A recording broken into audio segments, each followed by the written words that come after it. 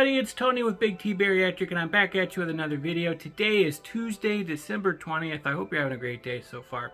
What I want to talk about today is fat phobia and answer the question, am I fat phobic? The whole purpose of this channel is to bring awareness to obesity and the problems that it creates, and also talk about my own journey and my own battle with obesity, and it helps motivate me to keep going when I can keep uploading videos and sharing my journey with you guys and stepping on the scale and the problems with stalling, and it's just something that I enjoy doing. I really love making these videos now, and I really hope that if you want to join me on this journey, if you want to help motivate me, or if you need motivation yourself, please hit the subscribe button down below. Please like my videos, leave comments. Let me know what you would like me to react to and stuff like that. But when it comes to fat phobia, or fat shaming as people call it, the answer is no, I'm not fat phobic. You know, I was reading an article, and I'm going to look over here at times at this article so I can refer to it. It says, what is fat phobia exactly? And it says fat phobia is the fear or hatred of fat bodies. I don't fear fat people, for one thing, and I don't hate fat people, for another thing. So am I fat phobic? In that way, no, I don't hate or fear people who are fat. I'm overweight. I was 671 at my heaviest. I might have even been even heavier than that. I think at one point I was over 700, but I didn't have a scale at the time to tell me that I was there. Being, you know, under 550 right now, it's a challenge. Like, I understand what it's like to be this big.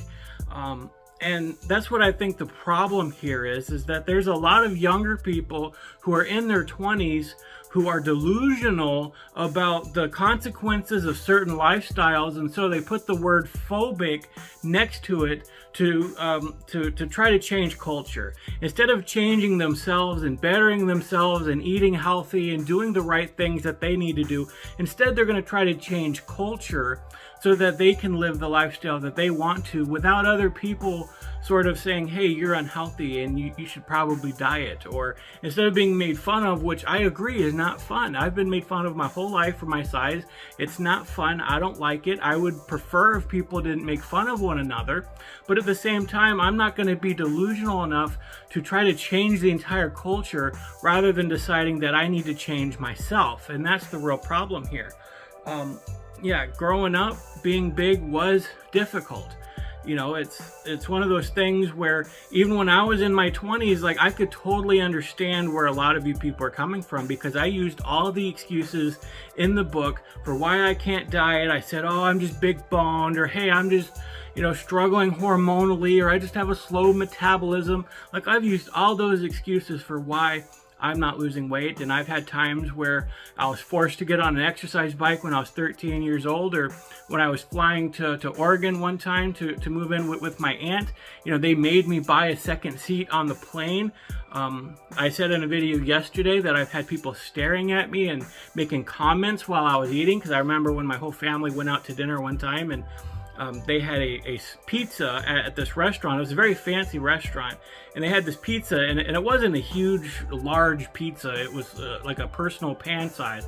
But when I ordered it, I just saw people like across the way, like there was this path between us, and then they were at the next table over. They started commenting like, oh, is he gonna eat that whole pizza by himself?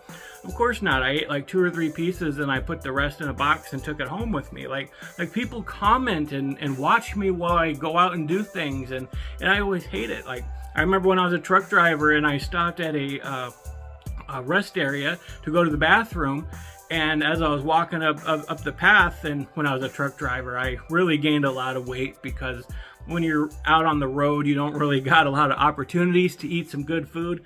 So you're always like eating fast food and stuff like that. But there was kids over there, and a dad who, you know, the kids were making fun of me, and the dad was laughing, and they were pointing and everything else. And, you know, that's just the life you're going to live as a big person. And again, when I was in my 20s, like, it's just one of those things where I would rather try to change the culture rather than change myself. But let me tell you something, when you get to 30 years old and your body starts deteriorating because of your size, you're going to want to change that. Your whole perspective on being big is going to change. There's another part of the article here that says the stress fat phobia creates may lead to more illness. In fact, women who experience weight stigma are more likely to have a number of chronic conditions compared to women of the same weight who had not reported those experiences. In other words, it's not body fat, but the fat phobia itself is linked to an increased disease burden and mortality. I'm not making this up. This is what the article says. This could be due to the psychological stress of living with discriminatory obstacles and persistent shame. Stress affects our whole system over time. So it's not the stress that the weight is putting on your body. It's the stress of everybody else. And that's what I hate about this sort of thing, is that it's everybody else that's the problem. It's the culture that needs to change. It's not you. It's not your diet. Like, what fat person doesn't live with some sort of discrimination or psychological stress because of their weight? The more you eat, they're finding that, you know, the worse that you eat, the worse psychologically that you become. Like, there's a whole connection to eating a lot of fast food with a deteriorating psychological disorders. Like, that just happens, and you gain more stress the more weight that you gain, and you're able to do less. There's more strain on your body, there's more strain on your heart and on your liver and on your organs where the fat is really storing. And so it's ridiculous that they're going to say that there's more stress because of everybody else. It's everybody else's problem, and it's the culture that needs to change. That's not true at all. So whether or not I'm fat phobic, I don't know. I don't hate or fear fat bodies. I love everybody, and I wish everybody would just get along with one another, but I know that's not going to happen. And I think that as an overweight person, like, we need to continue to pressure people who are big to continue to lose weight and get healthy. Part of this article, it talks about people mistakenly see higher weight people as refusing to take care of themselves. And then it sort of defends people and says there's this belief that if you diet or if you eat a certain way, you can control your health and you can control how long that you're going to live. Well, if you're obese, I mean, it's pretty obvious that you're going to have a shorter lifespan than other people, because there's not a whole lot of overweight older people out there. Usually they die pretty early, and the bigger you are, the younger you're going to die. And that was one of the things that got me motivated to lose weight. Again, I lived through my 20s with no problems at all. I mean, when I moved out to Oregon and lived with my aunt after my dad died for a time, I mean, she immediately took me to the hospital, and she was 100% sure that there was something wrong with me, that I had some disease, that my weight was causing some kind of a problem. And so he ran a battery of tests, and then when they all came back negative, he literally said, hey, you're just a skinny person living in a big person's body. There's nothing wrong with you. And so that's what he told me, and my aunt was like flabbergasted, like she was shocked that there was nothing wrong with me. But hey, I was in my early to mid 20s at the time. And so yeah, when you're in your 20s, you are younger, your body is more resilient, you're able to handle things, you're not as caught off guard, you can walk around still, you're probably pretty mobile at that point. But when I got into my 30s, like, everything changed. Like, it was all different. My knees started hurting very bad. My back started hurting. And so I went to an orthopedic place, and I had x-rays on my knees, and they said, well, pretty much what's going on there is that your weight is pressing down on your knees, and it's pretty much bone on bone, and I have arthritis in my knees in my 30s. And the same thing was going on in my back. Discs were pressing against each other, and I had disc degeneration because of it. And so more and more painful as the years went on. And now that I'm 38 years old, my knee pain was so bad that I was just in agony even when I was laying down in bed and I wasn't moving very much. Like, I just couldn't handle it. The knee pain was that bad. And just being more afraid of dying as I hit my 40s, because I had so many doctors like, man, you're not even going to make it to 40 if you continue the way you are. And of course, being stubborn, I shrugged all that stuff off, and I said, that's not going to happen. That's, you know, I'm healthy, I'm going to continue on. I have no high blood pressure, I have no cholesterol problems, all my tests always come out perfect. And then, you know, as I got older, I started to get high blood pressure. Every time I went to the doctor, I'm like, well, what's going on here? Why am I getting high blood pressure every time I go to the doctor now? That was never a problem before. So my doctor started prescribing high blood pressure medicine and stuff like that. And, I was very close to getting diabetes. Just things started happening where I became more afraid for my life. And I started to realize what obesity was doing to me. So I'm going to say this as plain and honest as possible. When you're in your 20s, do not delude yourself into believing that being obese is 100% okay and there's nothing wrong with it. Because there is. So just kind of going back to the article here, people mistakenly see higher weight people as refusing to take care of themselves. If you're obese, it's because you refuse to take care of yourself.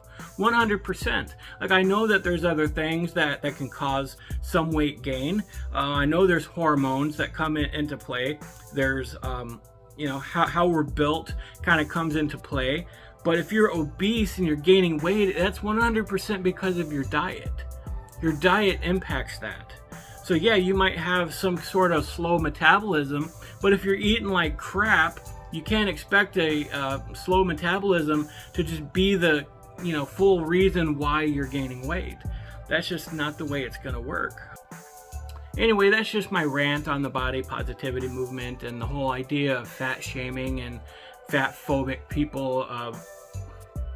You can call me fatphobic if you want to. You can call me a bigot if you want to. I don't care. Like, I've lived this life. I understand what it's like to be in your 20s and be delusional about it, but to get into your 30s and realize that you're biting off more than you can chew. So if you want to continue deluding yourself and thinking that you're going to be fine, that there's going to be no problems, go ahead. You can live that way the way that you want to. But I'm telling you, your life is going to be so much better if you just realize what you're doing to yourself, stopping right now and deciding to go the other way. And that's just the experience that everybody who's big really kind of gets to that point. Everybody on My 600 Pound Life knows that they need to change, but sometimes they decide that, okay, it's too hard and they don't want to do it. And hey, that's their decision. It's not going to be an easy process. It hasn't been for me. I fought the whole last year going up and down. Even going through this process, I started on New Year's. Actually, I started on Christmas last year. I was like, the day after Christmas, I'm going to do this. I'm not going to wait till New Year's. I'm going to get myself a head start. And I thought I could do it on my own. And then I ended up failing. I lost 30 pounds at first, and then I gained that 30 pounds back. And then I lost it again, and then I decided, okay, I'm going to go and I'm going to get help with a nutritionist and get back in the bariatric program. And even then, it wasn't always up and down. Anyway, that's my video for today. I hope you have a great rest of your day. God bless you.